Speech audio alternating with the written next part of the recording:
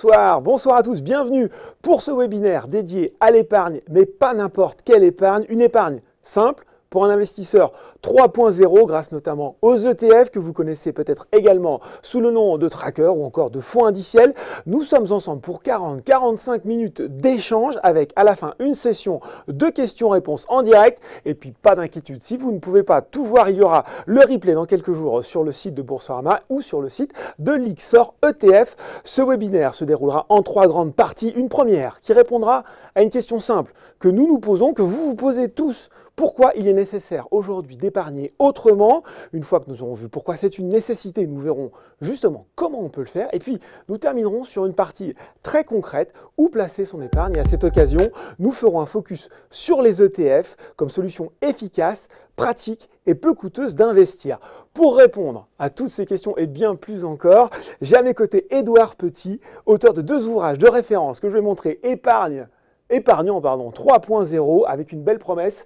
1 minute par mois pour révolutionner votre épargne grâce à la gestion passive et aux ETF. C'est sur Amazon, ça fait un carton, c'est très bien noté. Et puis un autre livre, Créer et piloter un portefeuille d'ETF. Bonsoir Édouard. Bonsoir Laurent. Et à vos côtés, on retrouve Jérémy Tubiana, responsable vente ETF Distribution France chez l'Ixor Asset Management, le leader du marché européen des ETF. Bonsoir Jérémy. Bonsoir. J'ai envie de commencer par une première question.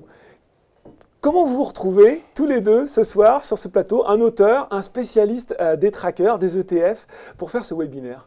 Alors, c'est assez drôle. On s'est rencontrés à travers les réseaux sociaux, tout simplement. Donc, sur Twitter, LinkedIn, sur LinkedIn. Bon. L'Ixor ETF étant le leader du marché des ETF en France, forcément, je m'intéresse à tout ce qui se passe autour des ETF. Et j'ai vu quelques posts d'Édouard à travers son livre L'épargnant 3.0. Et en fait, j'ai lu ce livre, je l'ai lu en 2 heures. Donc j'ai trouvé la rapidité d'exécution de la lecture assez rapide. Donc c'est 4 trajets de 30 minutes pour aller travailler. Donc en 2 heures, on lit le livre. Et ce que j'ai trouvé de remarquable, c'est qu'en fait, à travers ce livre, Édouard répondait à tous les préjugés qu'avaient les gens autour de moi au sujet ou de la finance ou de l'épargne. Donc que les gens soient jeunes, moins jeunes, salariés, indépendants, chefs d'entreprise, en fait, beaucoup de gens ont des préjugés. Oui. Et en fait, à travers ce livre-là, j'ai compris que Édouard avait la clé, notamment à travers ce qu'il a développé dans son livre, les 10 commandements de l'épargne. Donc c'est assez drôle comme approche, mais en tous les cas, c'est clé pour comprendre comment épargner et comment s'intéresser à son épargne aussi. Eh bien, on y revient justement. Épargnant 3.0. Alors, justement, avec un titre qui sonne un peu comme une version de logiciel upgradé, pourquoi aujourd'hui, selon vous, Édouard, il faut upgrader son logiciel d'investisseur? En fait, il se passe 2 choses. D'une part, le monde de la finance, de la gestion d'actifs a beaucoup évolué et continue à évoluer. Elle propose des produits, on en parlera tout à l'heure, beaucoup plus performants, simples et moins chers. Et d'autre part, les épargnants qui aujourd'hui investissent principalement dans les actifs peu risqués, comme le livret A, le fonds en euros, on y reviendra, n'ont plus de performance en fait. Il faut qu'ils aillent chercher une autre forme de performance. Donc voilà, c'est pourquoi il faut changer. Si on revient sur la partie de la gestion d'actifs, de la finance, en fait, pourquoi est-ce que ça a évolué si on fait un petit peu d'histoire? Il y a longtemps, finalement, il fallait appeler son banquier pour acheter une action. Ça prenait du temps. Ouais. Ça prenait du temps, il fallait les acheter une par une, ce n'était pas diversifié, c'était risqué. Bon. Après, il y a eu ce qu'on appelle les fonds. Vous pouvez acheter dans votre banque, etc. Donc ça a quand même simplifié beaucoup la vie des épargnants. Et aujourd'hui, il y a les banques en ligne, tout se fait en direct à la bourse, on peut facilement acheter des fonds indiciels très peu chers. Il y a une somme d'informations de très grande qualité sur Internet, et donc l'épargnant peut vraiment révolutionner son épargne et avoir une épargne extrêmement performante de façon très simple aujourd'hui. Et il faut qu'il en profite absolument. Voilà. Et donc l'épargnant 3.0 peut profiter de cette révolution de l'épargne. En fait. Bon, eh bien, c'était une petite mise en bouche de la première partie que nous allons voir dès maintenant pourquoi il est nécessaire aujourd'hui d'épargner autrement. C'est parti.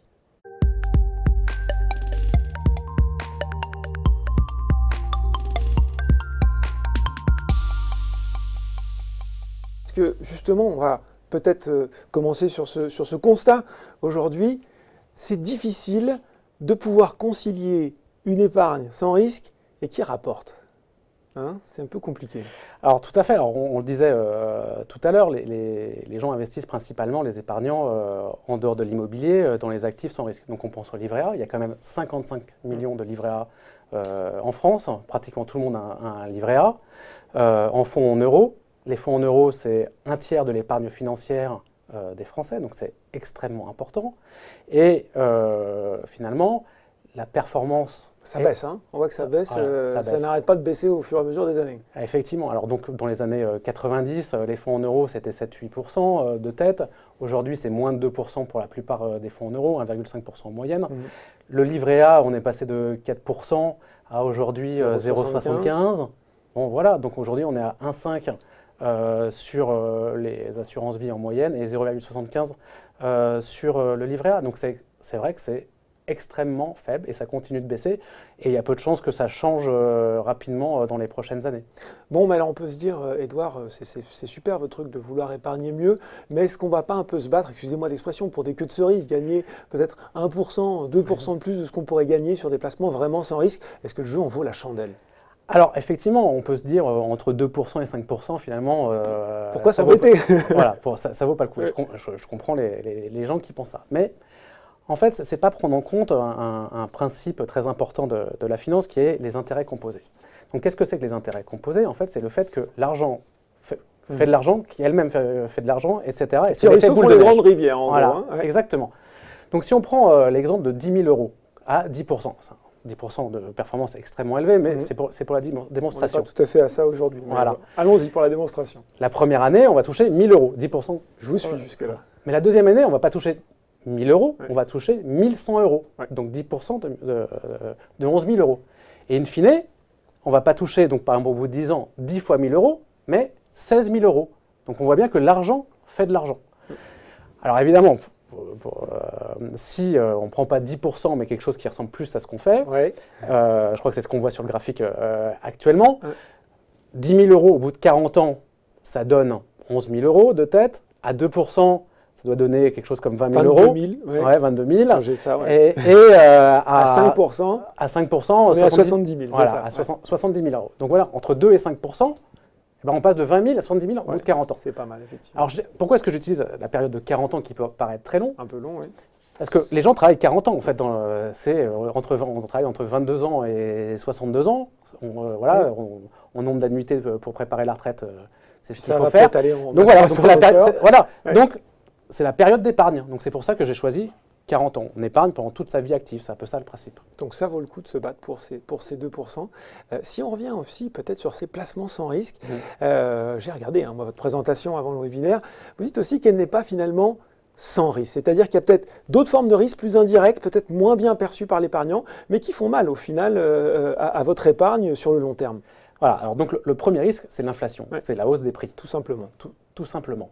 Donc, et l'inflation, c'est vrai qu'elle a été faible ces dernières années. Oui, on pourrait se dire, c'est presque un non-sujet sur ces... Voilà. Ouais. Sauf que quand on regarde sur le long terme, et je pense que c'est un indicateur de ce qui se passe de manière générale et pas juste ces dernières années, elle a été quand même de pratiquement 7% par an en France, depuis 1900. Ouais. Donc c'est pas rien. Et il y a eu des périodes où l'inflation a été largement supérieure à 20%. Donc le livret A, c'est vrai, si on ne compte pas l'inflation, il a toujours rapporté, je ne sais pas, entre 1 et 5%.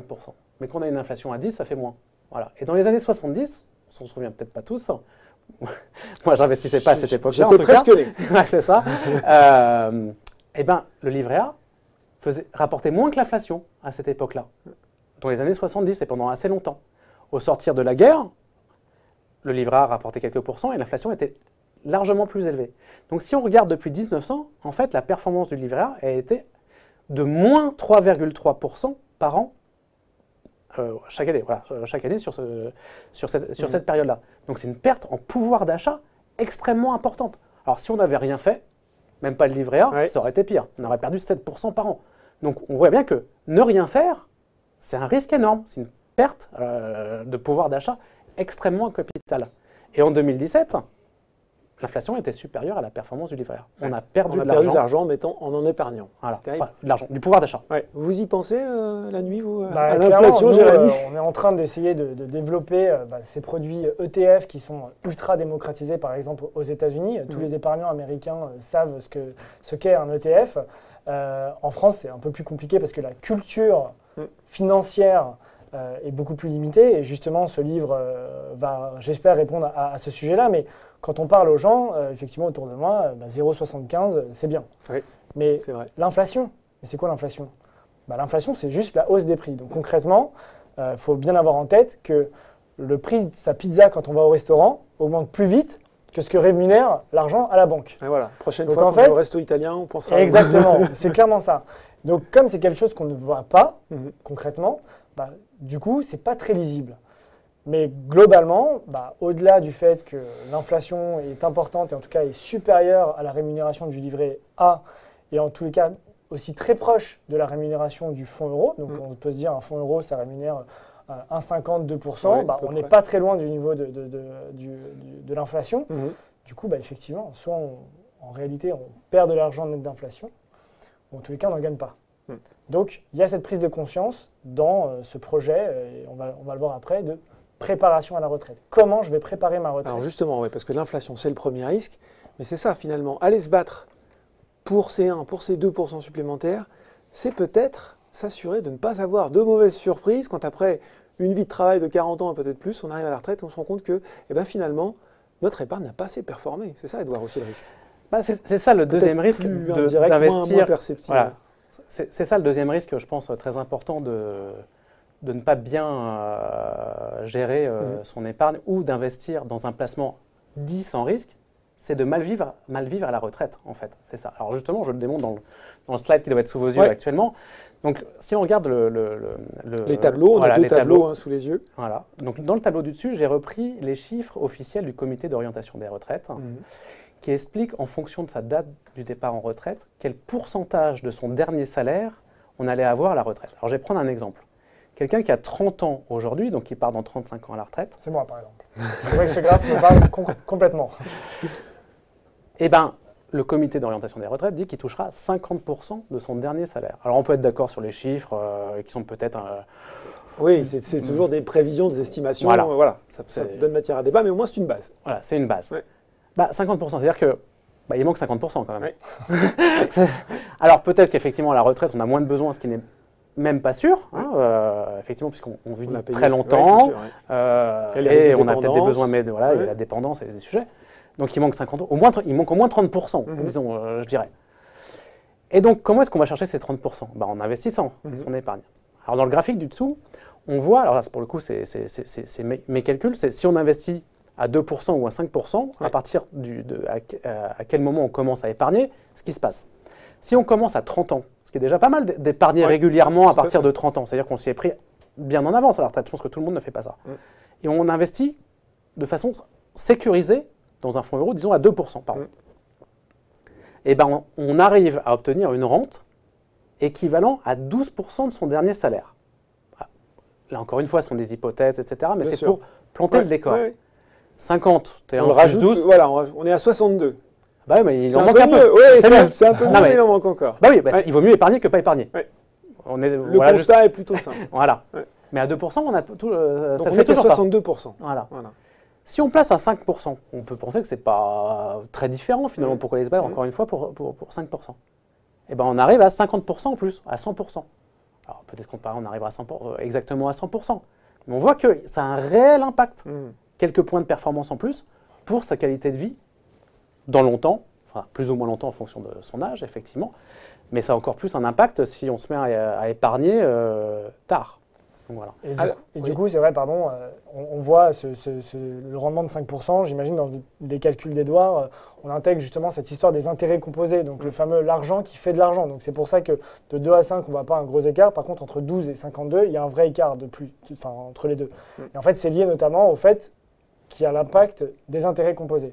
Donc plus je commence tôt, plus finalement, j'optimise mon rendement à la fin, ou en tout cas à l'approche de la retraite. Et ça, c'est effectivement le deuxième préjugé que les gens ont, enfin en tout cas, la deuxième notion que les gens ont du mal à visualiser à côté de l'inflation, c'est cette histoire de retraite. Les gens se préoccupent de la retraite, mais finalement, ils ne font rien.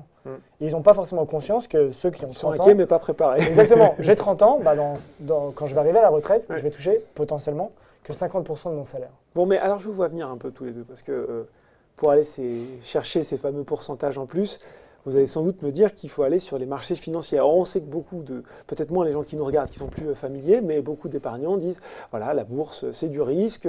Ils ont tous l'exemple d'un voisin, d'un frère qui a perdu beaucoup sur des actions. Est-ce que vraiment cette classe d'actifs se distingue des autres sur le long terme, malgré la volatilité inhérente? Alors, c'est vrai que c'est une classe d'actifs qui est risquée. Hein. Il y a une perte en capital qui est importante. Beaucoup se souviennent des cracks de 2011, 2008, 2000, etc. Donc, ça arrive, il ne faut pas le cacher.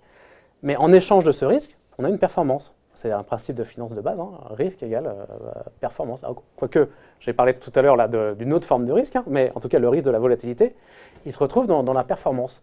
Et donc, les actions, depuis 1970, net d'inflation, encore une fois, elles ont quand même fait 5% par an. Donc, le chiffre que j'utilisais tout à l'heure. Donc, c'est quand même pas rien en intérêt composé. Là, si on regarde depuis 1970, bah, ça fait x12.